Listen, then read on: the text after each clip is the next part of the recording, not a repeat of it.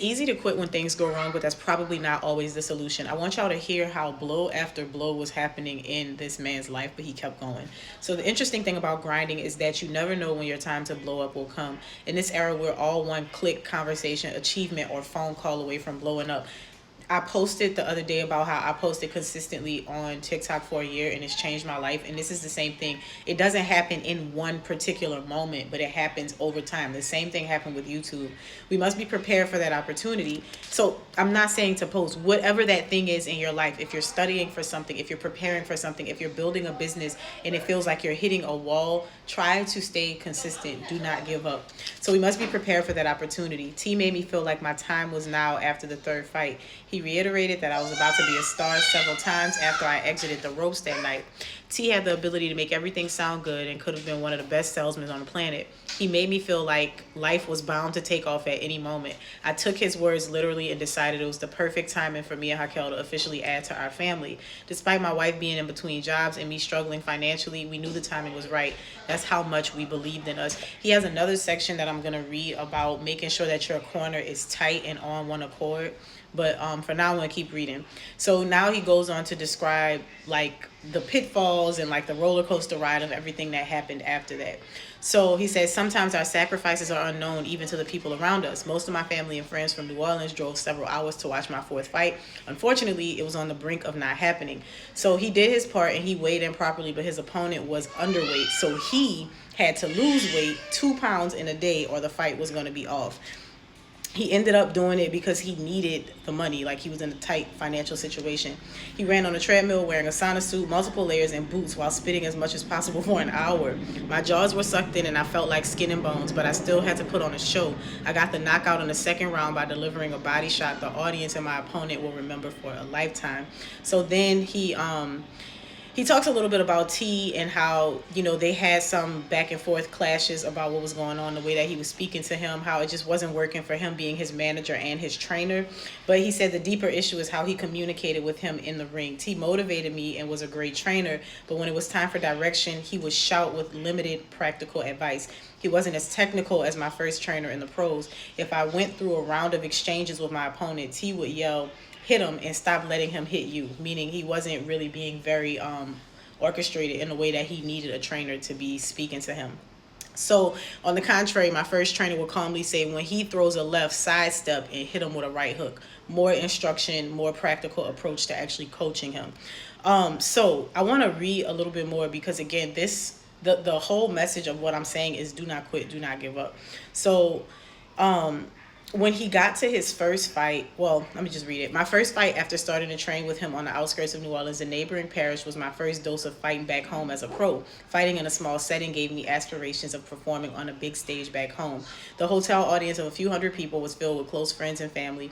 I pulled up to the fight in my truck, but I imagined being driven in a limo and escorted into an arena. My nerves were the last thing on my mind when I arrived at my first pro fight back home. That morning, I had breakfast at IHOP and food poisoning took over my body before leaving the restaurant. My fifth pro fight was a crappy situation. That's not what he said. I used the bathroom 6 times and threw up twice before the fight. Things got so bad that I used the restroom after my hands were wrapped.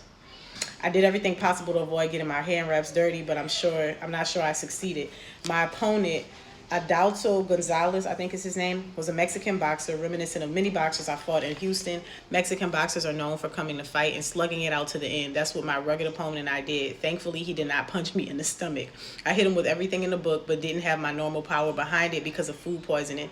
This victory showed me that I have to be ready for any obstacle thrown at me leading up to a fight and during it. Because again, in all of these scenarios, he's actually preparing the best that he can. Remember, in another section, we talked about how he didn't prepare as best he could for a fight, and then just before they were about to announce who won, he's praying to God, and he ended up losing, and he had that realization, nah, you got to prepare hard. You don't pray to God when you have not prepared to do the thing. So all of these fights he had actually prepared, but there was a set of circumstances that caused things to go left. His opponent was underweight, so he had to come down in weight. He ended up getting food poisoning, and he had to fight through that thing.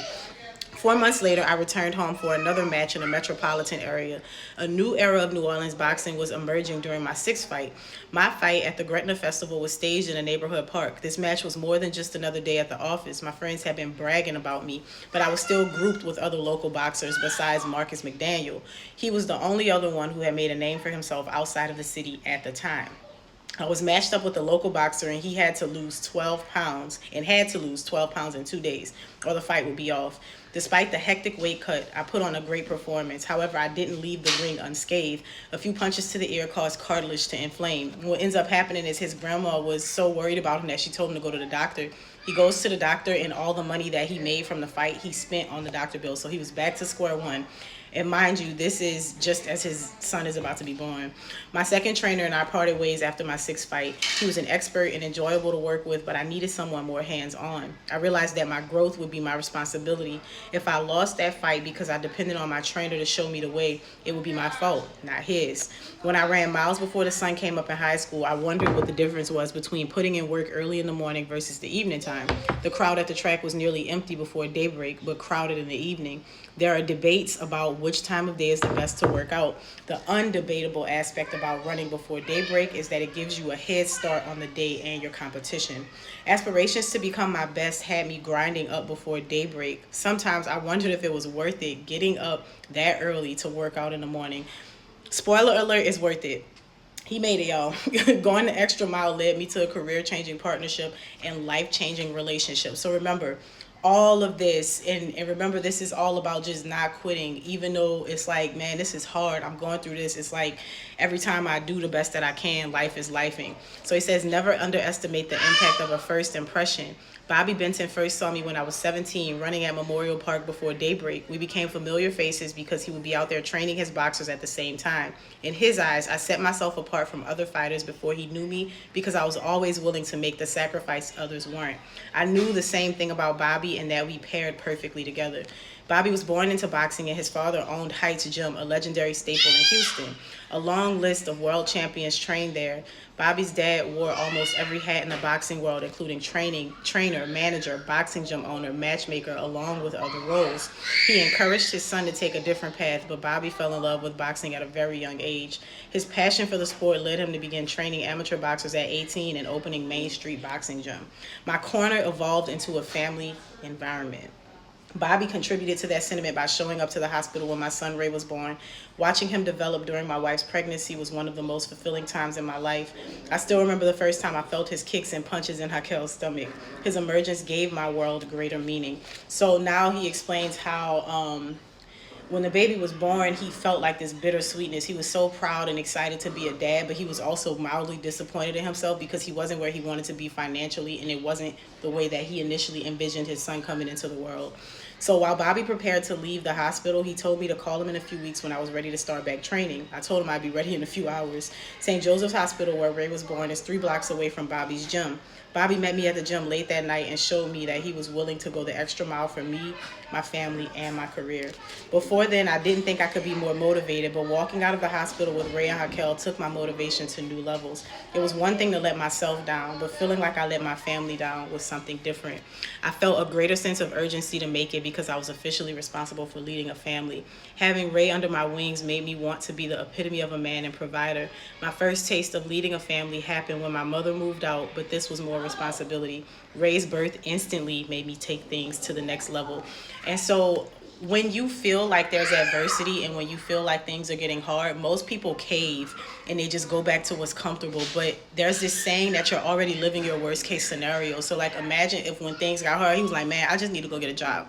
This not working. And I feel like so many people are so talented and on a path, and that's what the enemy wants. He wants you to give up.